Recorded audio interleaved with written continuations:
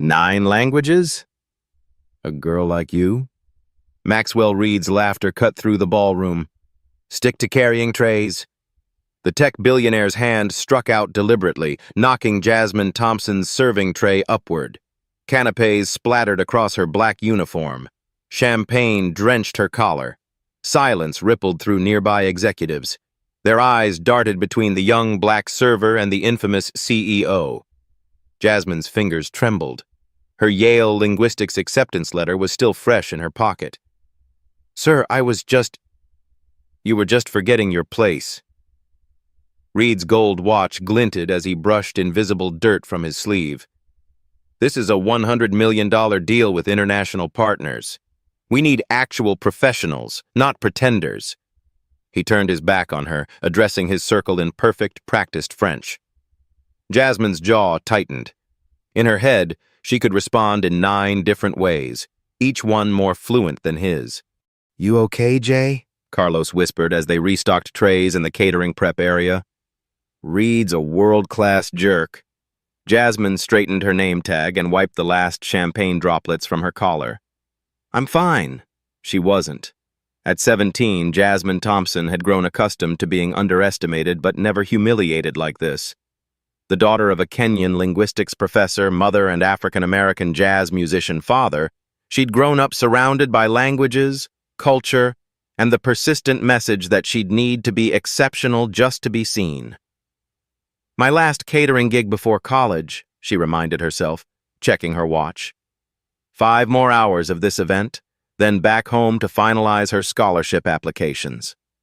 Yale's linguistics program had accepted her early, but the financial aid package still left $15,000 uncovered. "Did you see how many countries are represented tonight?" Carlos motioned toward the ballroom. "Germany, Japan, China, Brazil. No. Reed Technologies is trying to close their biggest international deal ever." Jasmine nodded, arranging stuffed mushrooms with precise movements. Languages had always been her refuge. When classmates mocked her weird lunch or questioned if she really belonged in advanced placement courses, she'd retreat into her books: French poetry, Russian literature, Arabic script. By 14, she spoke 5 languages fluently. By 16, 9. "My mom says I have an ear," she'd explain when people expressed surprise. In reality, it was thousands of hours of dedicated study, late nights practicing tonal shifts in Mandarin, weekends volunteering as a translator at community centers. Her phone buzzed, a text from her father. "Killing it tonight, Jasmine. Your future's so bright I gotta wear shades." She smiled, her father's unwavering belief a counterweight to the Maxwell Reeds of the world. The same father who worked double shifts at the jazz club to help with her tuition, who never missed a language competition despite exhaustion. Jasmine squared her shoulders and lifted a fresh tray. Yale wasn't just her dream, it was their shared mission. Between serving rounds, Jasmine retreated to the staff bathroom. She pulled a worn flashcard set from her pocket advanced Japanese business terminology. The summer linguistics program at Columbia had recommended business language fluency for aspiring diplomats. "Keiyaku contract," she whispered, then switched to Portuguese. "Contrato." Then German. "Vertrag." The familiar routine centered her. She'd started carrying flashcards at 12, utilizing every spare moment while classmates scrolled social media. Her goal, the UN translation course, required mastery beyond casual conversation. 2 minutes, Thompson." The catering manager's voice interrupted her practice. Back in the service area, she overheard 2 event coordinators in panic mode.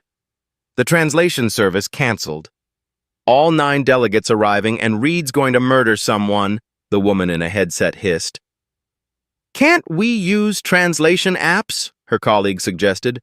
"For $100 million? Are you insane?" Jasmine's pulse quickened as she loaded her tray. She understood exactly what was at stake. Last summer's internship at the International Business Council had taught her how critical direct communication was in high-level negotiations. Near the dessert station, she paused, watching Reed demonstrating his company's new technology to a German investor. His German was textbook perfect, but culturally tone-deaf.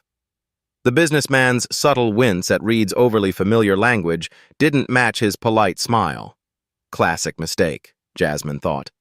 In formal German business settings, premature familiarity signaled disrespect, not friendliness. She'd studied such cultural nuances extensively, understanding that language wasn't just words, it was cultural context, power dynamics, history. The investor nodded mechanically, his interest visibly cooling. Reed, oblivious to his misstep, continued his rehearsed pitch, missing the signals entirely. "Remember what I told you all." Sandra, the catering manager, gathered her staff before the main event. "Tonight is about being invisible. These people are closing major international deals. They want their drinks refreshed without noticing you exist." Her eyes lingered on Jasmine. "Especially you, Thompson. After that incident with Reed, stay completely out of his sight." The warning was unnecessary. Jasmine had perfected invisibility long ago in honors classes, where teachers overlooked her raised hand, in school hallways where security guards checked her ID while white students walked past unchallenged. "Like ghosts," Sandra continued. "They shouldn't register your presence." As the team dispersed, Jasmine moved to her station near the Japanese delegation's table. The executives spoke freely around her in their native language, assuming no one would understand. "Reed-san is overconfident," one said in Japanese. "His numbers don't match what our analysis shows." "The technology is impressive," another replied. "But the licensing terms are problematic. If we can't modify for our market..." Jasmine maintained her neutral expression, not reacting to information that could make or break the deal. At the next table, Arabic executives expressed similar concerns about export restrictions. The Brazilian team nearby debated market penetration timelines in rapid Portuguese. A white server named Tyler nudged her. "Must be weird, huh?" "All this gibberish?" Jasmine smiled tightly. "Just background noise." But it wasn't. It was a symphony she understood perfectly. Every note, every theme, every discordant concern that Reed's team was missing completely. Information worth millions flowing freely around her because no one imagined the black girl with the serving tray could possibly understand. The ultimate invisibility. The hotel ballroom transformed as evening deepened. Wait staff removed dinner settings while technicians set up for Reed's formal presentation. Jasmine circulated with coffee service, mentally mapping the delegations around the room. The Japanese team, cautious, detail-oriented, concerned about customization rights. The German investors uncomfortable with Reed's overly casual approach, looking for long-term stability guarantees. The Russian contingent skeptical about data security claims.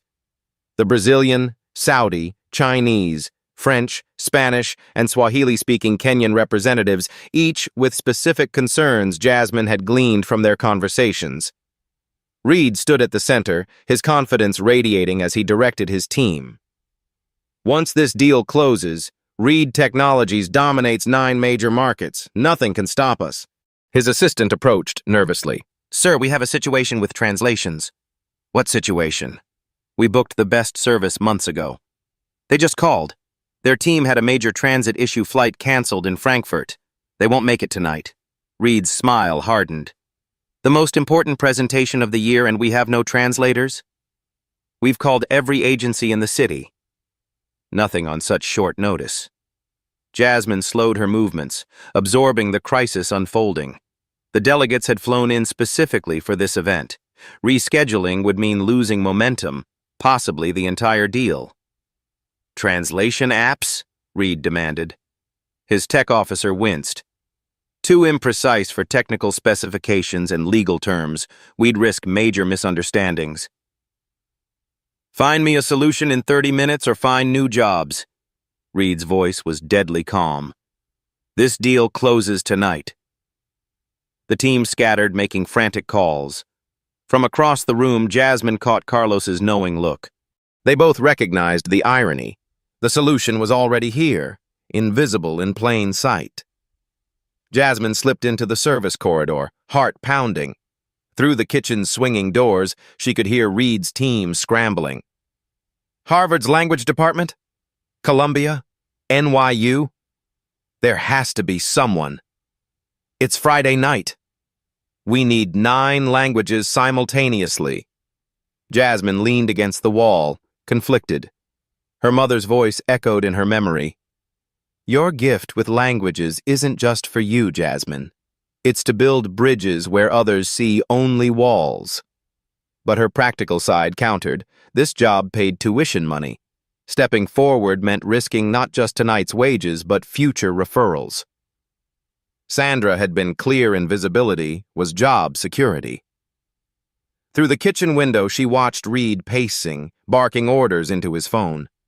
The same man who'd humiliated her hours earlier now faced his own crisis, one she could solve with a single sentence. The Japanese delegation consulted their watches. The Germans exchanged concerned glances. The Kenyan representatives began gathering their materials, clearly preparing for an early exit. $100 million deal collapsing because the black girl with the answers had been told to stay invisible. Carlos appeared beside her. You know all those languages they need, don't you? Jasmine didn't respond. I've heard you practicing. 9 languages, right? Just like they need. She met his eyes. And get fired for speaking out of turn? Jasmine retreated to the staff room, removing her tray. 10 minutes remained on her break. 10 minutes to decide. Her phone buzzed with a text from Yale's financial aid office. Deadline for supplemental scholarship application, Monday. Without additional aid, your acceptance will be released to waitlisted students. The timing couldn't be more pointed. Step forward and risk this job, or stay silent and watch her college dreams fade. She opened her family chat. A photo from her father, him at the jazz club, saxophone in hand, captioned, "Playing extra set tonight." Tuition fund. A message from her mother. Remember what I always tell you about your gifts? Jasmine did remember. Her mother, who'd left a prestigious university position in Nairobi to marry an American musician, had faced her own battles with prejudice and underestimation. Never hide your light because others find it blinding, she'd say. That's their problem, not yours. But real life wasn't an inspirational poster. Real life had consequences. Through the door, she heard Reed's increasingly desperate negotiations. We can do English only. Surely everyone speaks, followed by firm objections in various languages. Jasmine closed her eyes, weighing options. Best case, she saves the day, becomes the hero. Worst case, she's humiliated again, fired, blacklisted from the catering circuit that paid her bills. The most likely outcome lay somewhere between momentary recognition, followed by convenient forgetting of the black girl who'd stepped out of her proper place. Her break timer chimed. Decision time. Carlos appeared in the doorway. They're leaving, Jay. The Japanese delegation just called for their car. Jasmine stood, straightening her uniform. Sometimes you have to risk being seen to avoid disappearing completely. Jasmine approached the event coordinator, a harried woman named Diane, clutching multiple phones and a tablet. 3 different languages echoed from the devices as agencies declined the last-minute request. Excuse me, Jasmine said. I might be able to help with the translation issue. Diane barely glanced up. We've got it covered, thanks. But I said we've got it. Diane's tone sharpened. Unless you're suddenly a certified multilingual translator instead of a catering server, please return to your assigned duties. Jasmine held her ground. I actually speak all 9 languages you need, fluently. This earned her a dismissive once-over. Right, and I'm the Queen of England. Look, we're in crisis mode here. I don't have time for jokes. It's not a joke. I can demonstrate. Do you understand what's at stake? Diane's voice rose. This is $100 million international technology deal, not a high school Spanish test. These are CEOs and government officials with technical specifications and legal requirements. A few heads turned their way. Jasmine felt her resolve wavering under the scrutiny. "I've studied business language specifically," she persisted, quieter now. "I can handle the terminology." Diane set down her devices, facing Jasmine directly. "Let me be crystal clear. Even if you somehow magically spoke 9 languages which you don't know one is going to trust critical negotiations to a teenage server. Now, unless you want me speaking with your manager, I suggest you get back to coffee service." The dismissal stung worse than Reed's earlier shove. Not just rejection, but the absolute certainty that someone like her couldn't possibly possess such abilities. Jasmine retreated, cheeks burning. Near the exit, she passed the Japanese delegation leader speaking with his assistant. "We cannot proceed without proper translation," he said in Japanese. "The technical specifications have too many potential pitfalls." His assistant nodded. "I've called for the car. We'll reconsider after they've solved their communication issues." Jasmine continued walking, her invisible talents walking right out the door with them. The atmosphere in the ballroom shifted from anticipatory to tense.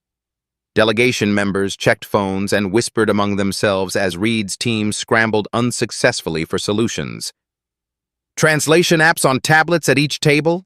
Reed's tech officer suggested desperately. "We tested those," his assistant replied.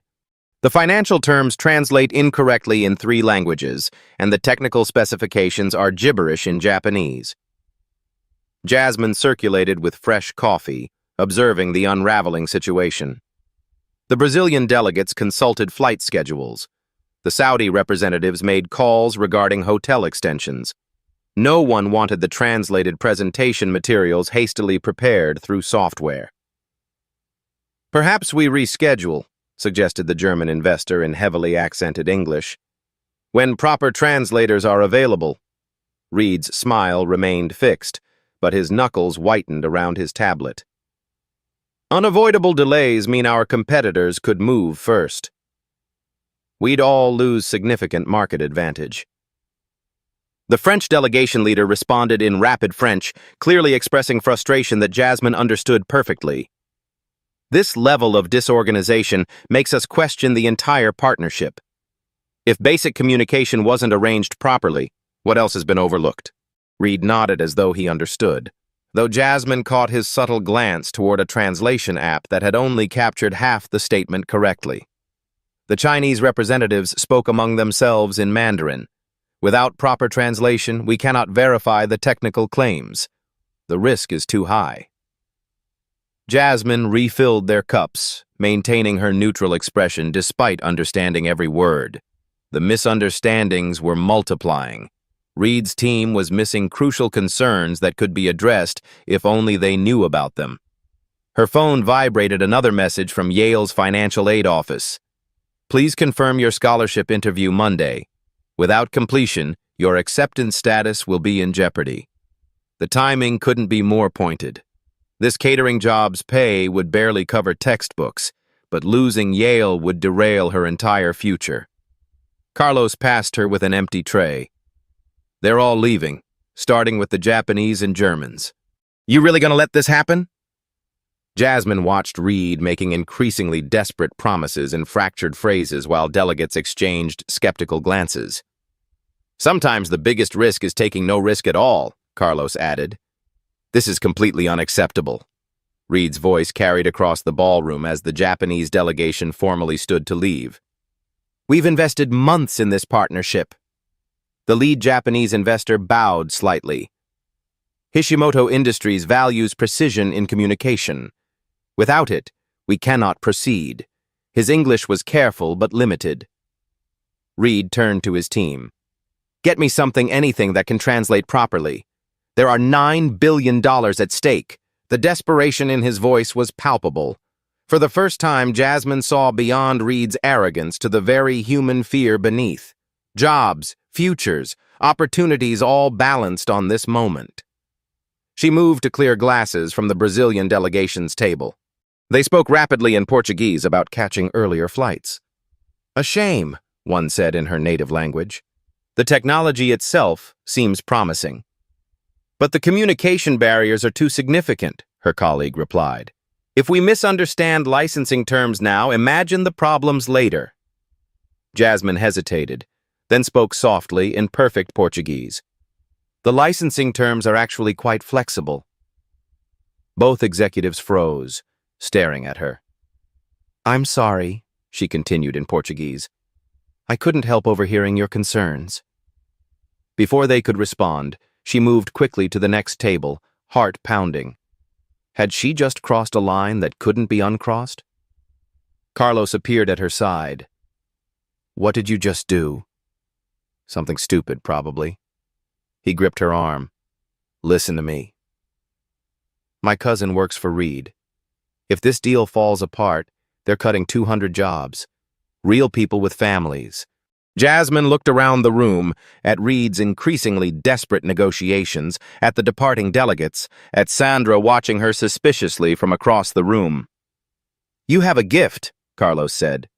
"Are you really going to hide it because you're afraid of what looking foolish? Getting fired from a catering job?" The Japanese delegation reached the door.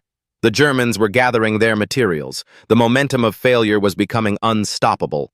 Sandra approached, eyes narrowed. "Thompson, what are you doing? Back to your station now." Jasmine took a deep breath. "I'm sorry, but I can't." She set down her tray and walked directly toward the center of the room. The Japanese delegation leader had reached the ballroom doors when Jasmine stepped into the open space between the departing guests and Reed's team. "Hishimoto-san," she called clearly in flawless Japanese. "Please allow me to explain the misunderstanding regarding the API licensing structure." The executive stopped, turning slowly with undisguised surprise. Every eye in the room shifted to the young black woman in catering uniform, suddenly speaking business-level Japanese. "The integration flexibility is actually built into the core architecture," Jasmine continued in Japanese. "The translation error suggested restrictions that don't exist in the actual agreement." Hishimoto approached cautiously. "You understand our concerns about market adaptation?" "Completely," Jasmine responded, still in perfect Japanese. "The documentation incorrectly translated open-source components as fixed architecture elements. The customization your Tokyo development team requires is fully supported." The room had fallen silent. Reed stood frozen, his expression cycling rapidly between confusion, disbelief, and calculation. Hishimoto studied Jasmine carefully. "You work for Reed Technologies?" "No, sir," she answered honestly. "I'm working catering tonight." "But I understand what's being lost in translation here." She switched seamlessly to English. "Mr. Reed, Hishimoto Industries' primary concern is whether they can adapt your software for Japanese business culture without restriction. Your materials suggested they cannot, but that's incorrect, isn't it?" Reed stared at her, momentarily speechless, before his business instincts took over. "Absolutely incorrect. Complete customization is a core selling point." Jasmine turned back to Hishimoto, relaying this in Japanese with precise technical terminology. The executive's expression shifted noticeably. "You speak our language very well," he commented. "Where did you study?" "Self-taught initially, then formal study," she replied. "I also speak Mandarin, if you'd prefer to include your Chinese partners in this clarification." Without waiting for permission, she turned to the Chinese delegation and addressed them in perfect Mandarin, explaining the same misunderstanding from their perspective. The Chinese officials exchanged glances, clearly reassessing the situation and the young woman at its center. Sandra appeared at Jasmine's elbow, hissing, "What do you think you're doing?" Before she could answer, Hishimoto spoke. "We would like her to continue. Please." Reed recovered quickly, professional smile clicking into place as he assessed this unexpected development. "Miss..." He raised an eyebrow at Jasmine. "Thompson. Jasmine Thompson." Miss Thompson apparently has some language skills, Reed announced to the room, tone carefully calibrated between amusement and opportunity. Perhaps she can assist while we await professional translators. The condescension was subtle but unmistakable. This was damage control, not recognition. I'd be happy to help, Jasmine replied evenly, then added in perfect Mandarin to the Chinese delegation. The security protocols were also mistranslated. Your concerns about data sovereignty are addressed in Section 4, which guarantees local storage. The Chinese delegates leaned forward with renewed interest, responding rapidly in their native language. Jasmine kept pace effortlessly, explaining technical details with appropriate business terminology. Reed watched, his expression tightening as he realized Jasmine wasn't just speaking phrases, she was discussing complex technology specifications and legal nuances with confidence. Perhaps we should return to our seats, Hishimoto suggested, motioning to his team. Reed seized the moment. Excellent. Let's restart the presentation properly. He turned to Jasmine, lowering his voice. This is unexpected. How many languages do you actually speak? 9, she replied. All the ones you need tonight. His eyebrows rose. 9? That's impossible. No one. Japanese, Mandarin, German, French, Portuguese, Spanish, Arabic, Russian, and Swahili, she listed calmly. Reed's assistants exchanged skeptical glances. One whispered, She's probably memorized a few phrases in each. No way she's fluent. The Saudi delegate approached, addressing Jasmine directly in rapid Arabic. Without hesitation, she responded, discussing specific technical questions about database architecture that had been mistranslated in their materials. The delegate nodded with satisfaction, then switched to testing her with regional dialectal variations. Jasmine adjusted seamlessly, even noting appropriate cultural business etiquette in her responses. Reed's skepticism visibly wavered. We should continue, Jasmine suggested professionally. Everyone's time is valuable. Reed studied her for a long moment, calculation clear in his eyes. Finally, he gestured toward the presentation area. By all means, Miss Thompson, show us what you can do. As the delegates returned to their seats, excited murmurs rippled through the room. Reed guided Jasmine toward the presentation area, his grip on her elbow just slightly too tight. Let me be clear, he said under his breath. If you embarrass my company with half-baked language skills, there will be consequences. Jasmine maintained her composure. I understand the stakes, Mr. Reed. Do you? This is a $9 billion multinational deal, not a school project. His tech officer approached with the presentation materials. Sir, should we proceed with the full technical demonstration? Reed studied Jasmine skeptically. She claims to speak 9 languages, fluently. Forgive my doubts, but that's extraordinarily unlikely, especially from someone... He didn't finish the sentence, but his implication hung in the air. Someone like me? Jasmine supplied calmly. Reed's expression hardened. Someone without formal credentials. What exactly qualifies you to handle international business negotiations? I've studied each language for years, Jasmine explained. My mother is a linguistics professor. I've completed advanced certification in... Anyone can claim anything, Reed interrupted. Memorizing a few phrases isn't fluency. The Brazilian executive who had overheard Jasmine earlier stepped forward. Her Portuguese was perfect, not just pronunciation, but technical vocabulary. And her Japanese includes proper business honorifics, added Hishimoto. Reed remained unconvinced. Perhaps she prepared a few key languages for this specific opportunity. The implication of calculated deception was clear. If you prefer to continue without my help, Jasmine offered, I'll return to my catering duties. The delegates exchanged glances. The Kenyan representative spoke up in Swahili. We've waited months for this partnership. If she can facilitate clear communication, why hesitate? Jasmine responded in flawless Swahili, surprising him. Reed watched this exchange, jaw tightening. Fine. We'll proceed. but I want verification of each translation in real time. Reed reconfigured the presentation, his initial relief at finding a translator clearly battling with suspicion about Jasmine's abilities. The delegates arranged themselves around the conference table, attention split between the presentation materials and the unexpected young translator.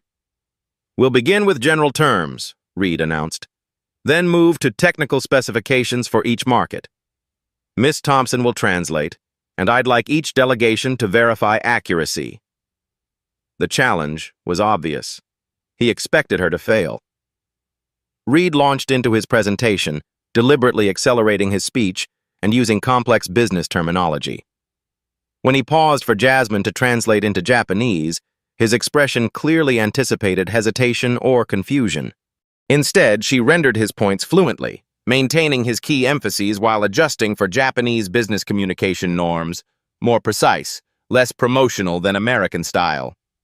Hashimoto nodded approval. "Accurate and clear." Reed's eyes narrowed. He switched to technical specifications, describing proprietary algorithms with specialized vocabulary.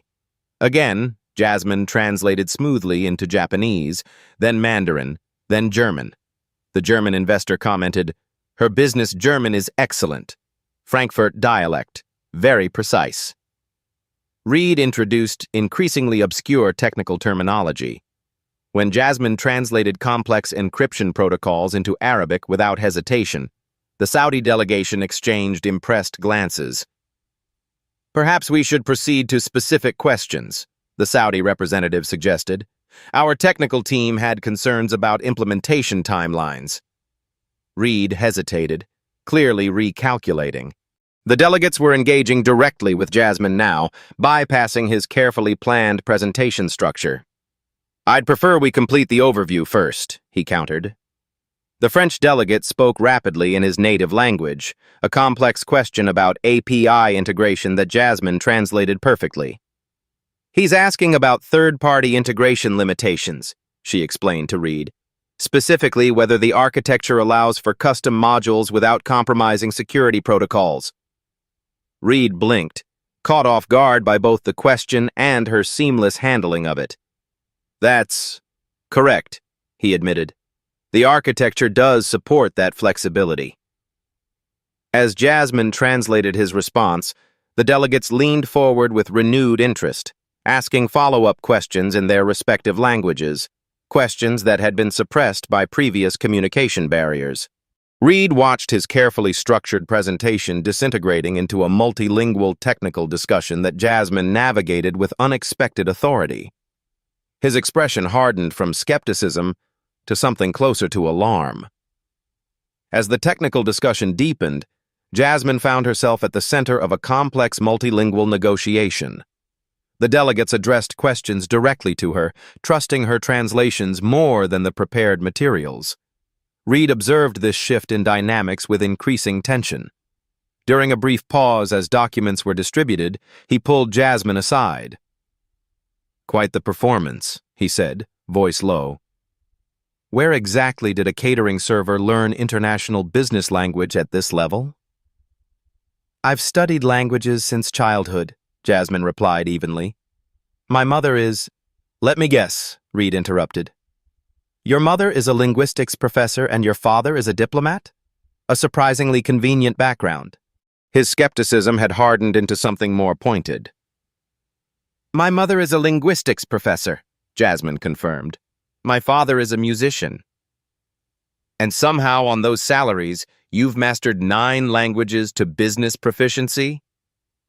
Reed's voice dripped disbelief. "Who's coaching you through an earpiece? Which competitor sent you?" The accusation stunned her. "No one is coaching me, Mr. Reed." He stepped closer. "No teenager masters business Japanese, Arabic, and Russian simultaneously without institutional backing. Which company are you really working for?" The German delegate approached with a contract question, interrupting their exchange. Jasmine answered in flawless German, explaining a nuanced legal term. When the delegate departed, Reed continued, loud enough for nearby executives to hear. I find it difficult to believe someone with your background would have access to this level of education without significant backing. The implication was clear: her race and apparent economic status made her abilities suspicious rather than impressive. My background? Jasmine kept her voice steady despite the heat rising to her face. A young person serving catering suddenly claims world-class language abilities? It doesn't add up. Reed addressed the room now, voice carrying. I'm concerned about potential corporate espionage. These negotiations involve proprietary technology. The accusation hung in the air. Several delegates exchanged uncomfortable glances. Jasmine felt her momentary acceptance slipping away, replaced by familiar suspicion. Once again, her abilities weren't being celebrated. They were being treated as threatening, implausible, or fraudulent. I'm simply a student who speaks multiple languages, she stated firmly. Nothing more. Reed's expression said clearly he didn't believe her for a second. The tension escalated as Reed pulled his legal counsel aside, speaking in urgent whispers while glancing repeatedly toward Jasmine. The delegates watched this development with growing concern. Is there a problem? Hishimoto asked in Japanese. Jasmine translated the question, maintaining her professional demeanor despite the situation unraveling around her. Reed returned, his decision apparently made. Ladies and gentlemen, I apologize for the interruption. In the interest of protecting all parties' intellectual property, we'll pause until our contracted translation service arrives tomorrow. Protests erupted in multiple languages. The Saudi delegation checked flight schedules on their phones. The Brazilian representatives began gathering their materials. This is unacceptable, the French executive declared in his native language. We've finally begun making real progress. Jasmine translated faithfully, even as Reed's expression darkened. Miss Thompson, Reed announced, thank you for your assistance, but we'll continue with professional translators tomorrow. Please return to your catering duties. The dismissal was unambiguous. Sandra appeared at the door, clearly summoned to remove her. Jasmine felt the familiar pressure to comply, to become invisible again. But something had shifted inside her. The delegates had heard her, really heard her, and recognized her abilities without qualification. With respect, Mr. Reed, she responded clearly, the delegates have questions that need answering now. Postponing means potentially losing this partnership. Reed stepped closer, voice lowered to a threatening whisper. You're a server who's disrupted a billion-dollar negotiation. Return to your post or be escorted out. The Kenyan representative stood. If she leaves, we leave. We've waited months for clear communication. Agreed, said the Japanese delegation leader. We finally understand the technical specifications correctly. Other delegates nodded, creating a unified front.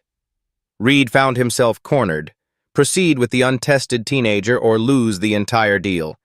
His face flushed with barely controlled anger. This is highly irregular.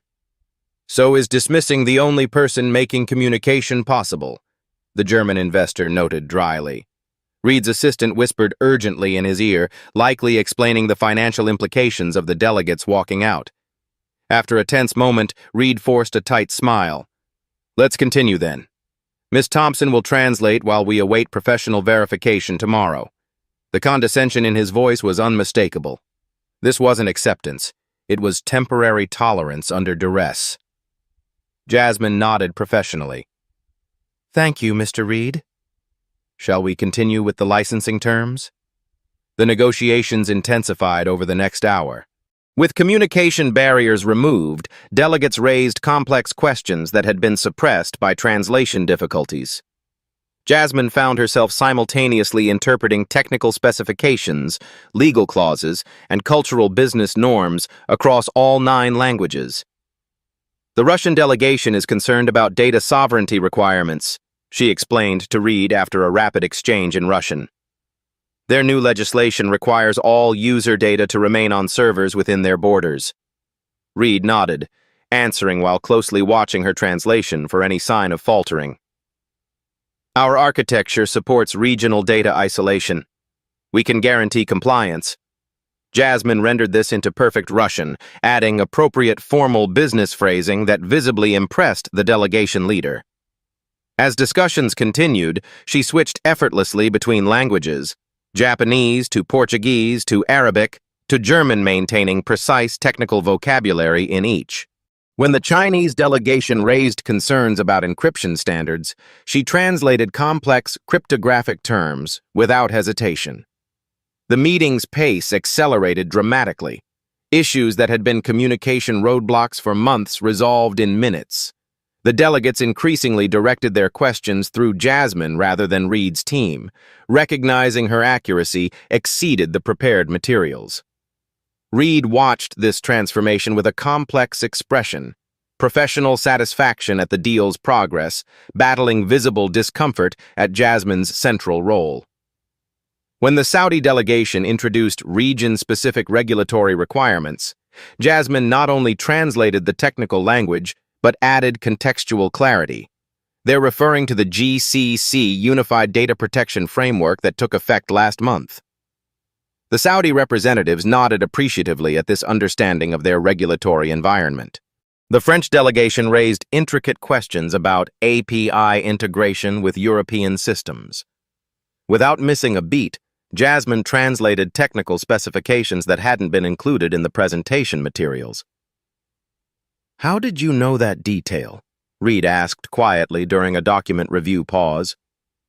"I studied your company's technical documentation online while preparing for a business language certification," she explained. The public developer forums covered these specifications. Reed's skepticism visibly wavered. No coaching or corporate espionage could explain the depth and breadth of knowledge Jasmine demonstrated across such diverse technical and cultural domains. For the first time, he seemed to consider that her abilities might be genuine. 3 hours into the negotiations, a critical impasse emerged. The Japanese and Chinese delegations disagreed fundamentally on data-sharing protocols, each citing regional regulatory requirements that seemed mutually exclusive. "This is a deal-breaker," Hishimoto stated flatly in Japanese. "We cannot compromise on user privacy frameworks." The Chinese delegation leader responded firmly in Mandarin, insisting their position was equally non-negotiable. Reed's team looked bewildered as the atmosphere shifted from productive to contentious. "What's happening?" Reed demanded. Jasmine translated both positions, then hesitated, analyzing the technical specifications herself. "Mr. Reed, I believe there's a misunderstanding about terminology. They're using different terms for the same technical approach." "Explain," Reed demanded, tension evident. In Japanese business language, data sovereignty emphasizes user consent protocols. In Mandarin business context, data integrity boundaries focuses on storage location, Jasmine clarified. They're actually seeking the same outcome through different compliance frameworks. She turned to both delegations, explaining in their respective languages how Reed's technology could satisfy both requirements simultaneously through a feature called Regionally Adaptive Compliance Modules, a capability buried in the technical documentation but not highlighted in any presentations. "Is this accurate?" Reed asked his chief technical officer, who frantically reviewed specifications on his tablet. "Actually, yes," the CTO confirmed, surprised. "It's a new feature in version 4.2 that allows simultaneous compliance with multiple regulatory frameworks." How did she know this?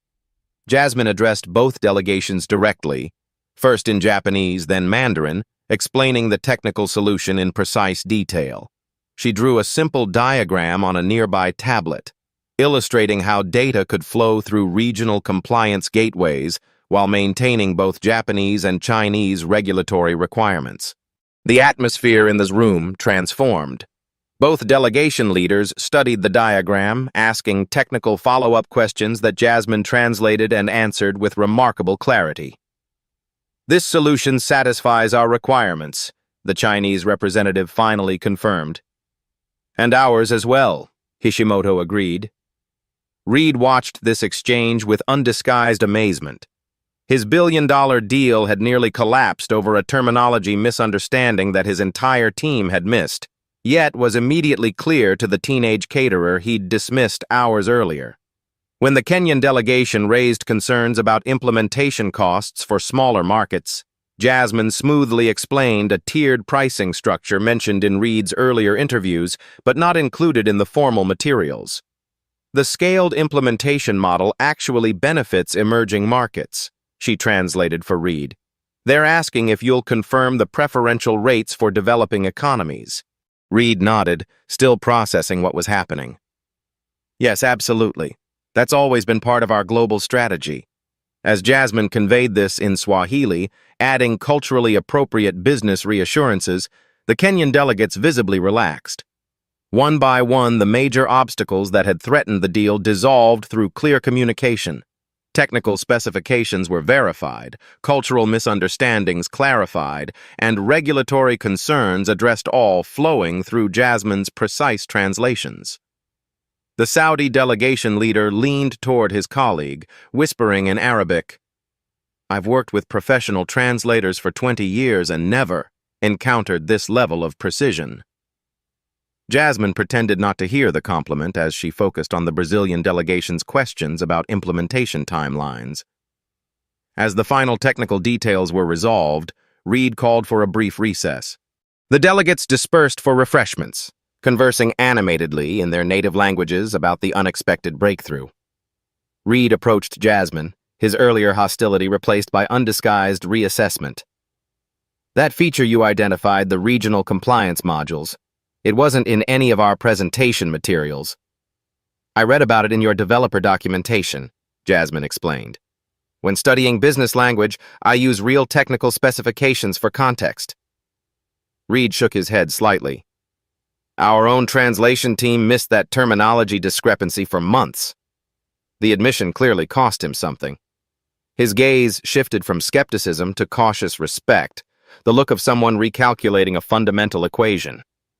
9 languages, he said quietly. Actually fluent. Not just conversational, but technical, legal, and cultural fluency. Jasmine nodded. "Yes." "Where did you learn all this?" Truthfully. "I told you my mother is a linguistics professor. I've studied languages since I was 5. I practice constantly, using business and technical materials because that's what professional translators need to master." Reed's expression continued its transformation from dismissal to doubt to dawning recognition of something extraordinary. "Earlier today, I told you to stick to serving drinks," he said, voice lowered.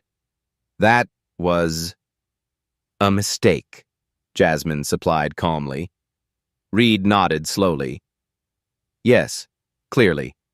As the meeting reconvened, a subtle but significant shift had occurred. The delegates addressed their questions directly to Jasmine rather than through Reed. Her role had evolved from emergency translator to trusted communication hub. Hishimoto approached during document review, speaking in Japanese. "Thompson-san, your language abilities are extraordinary. Where did you receive your training?" Jasmine explained her background in Japanese, mentioning her academic pursuits and aspirations for diplomatic translation work. "You're still a student." Hishimoto seemed surprised. "Your business Japanese exceeds many professional translators I've worked with." Similar conversations occurred with other delegation leaders. The Saudi representative inquired about her Arabic studies.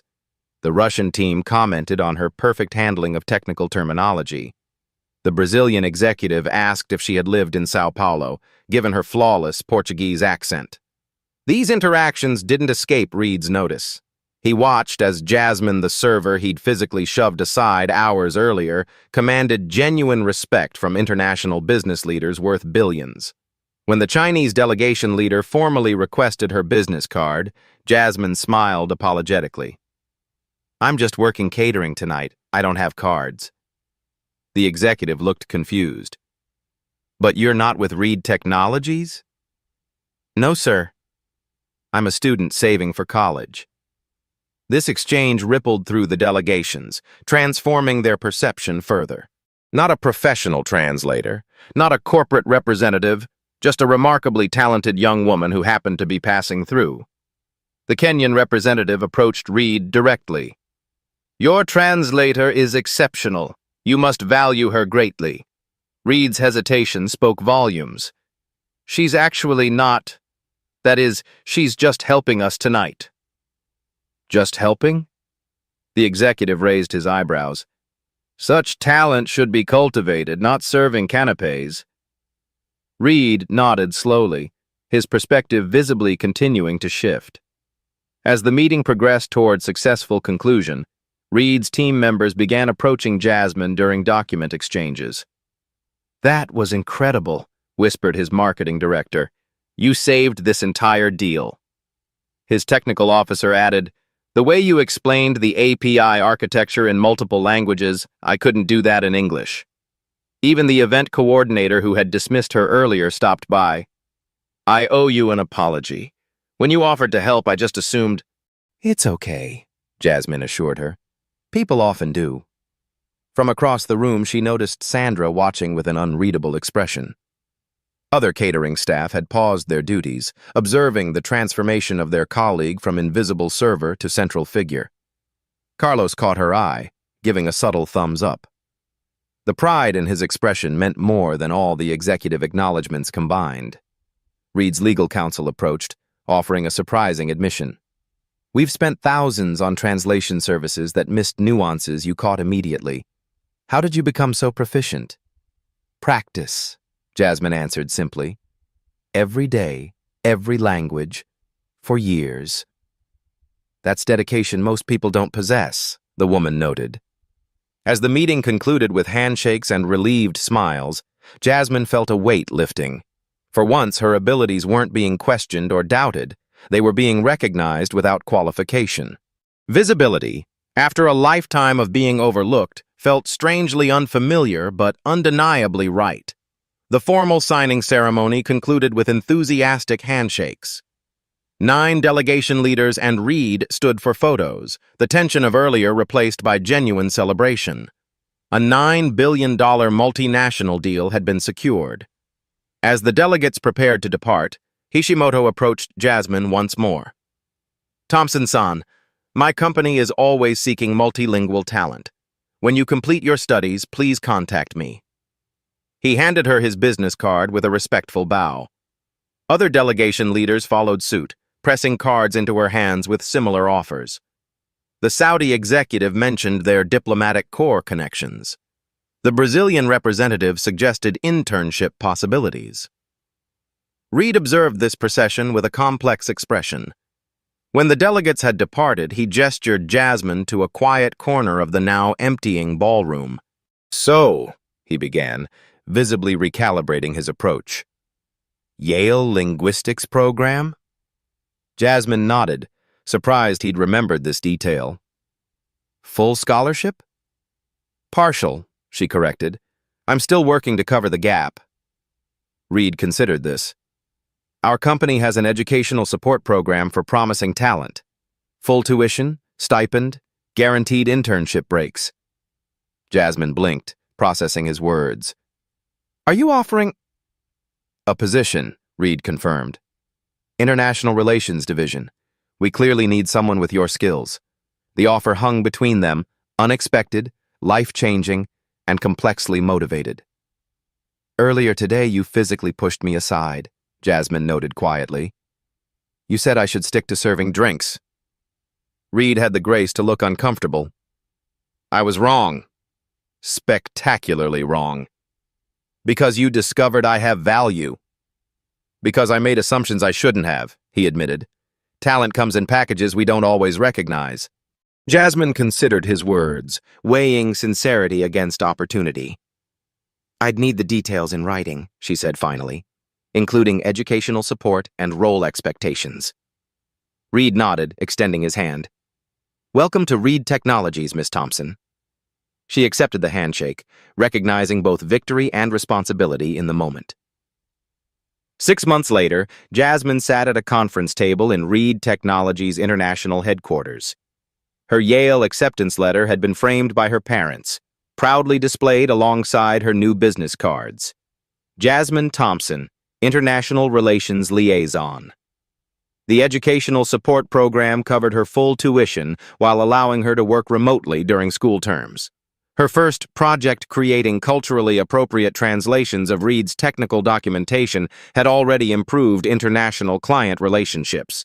As executives filed in for the quarterly review, Jasmine nodded to Carlos's cousin, now heading the development team for emerging markets, a division that had expanded rather than facing the layoffs once feared. Reed entered last, acknowledging her with genuine respect, a transformation more significant than her job title. He'd become an unexpected advocate, highlighting her contributions in company communications and industry panels. When a new catering server entered with coffee service, Jasmine made deliberate eye contact, thanking him by name. She'd insisted that staff name tags become standard protocol, a small but meaningful change. "Before we begin," Reed announced, "I'd like to acknowledge Jasmine's work on our international communication protocols. Our client satisfaction metrics have increased 43% since implementation." The room applauded briefly. Jasmine accepted the recognition with a calm smile, remembering the girl who once hid flashcards between serving trays, afraid to be seen practicing languages. That invisibility was firmly behind her. As the meeting concluded, Reed asked Jasmine to stay behind. Through the glass walls, they watched executives dispersing, conversing in multiple languages now accommodated throughout the company's operations.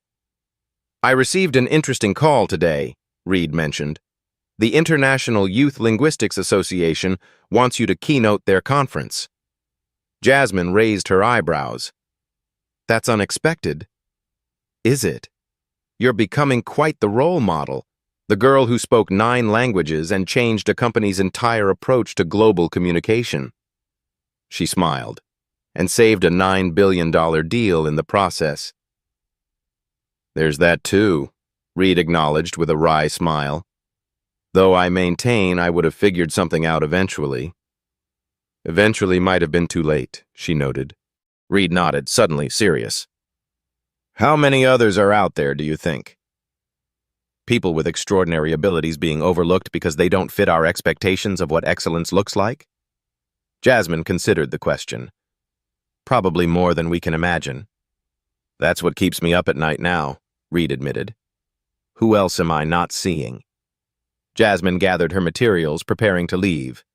"The real question isn't who you might be overlooking. It's why we created a world where people need to be exceptional just to be seen in the first place." She left Reed pondering this thought, knowing some translations changed more than just words. Where might your unrecognized talents be hiding in plain sight? If this story touched your heart, hit that like button right now. Do you know someone whose talents are being overlooked? Someone who deserves to be seen? Share this video with them and let them know their time will come. Don't miss our next powerful story. Subscribe to Beat Stories for more life-changing narratives that reveal the extraordinary in ordinary lives. Remember, every person you pass has hidden depths waiting to be discovered. What talents might you be overlooking today? Turn on notifications so you never miss a new upload. New stories every Tuesday and Friday. Beat Stories, where every voice deserves to be heard.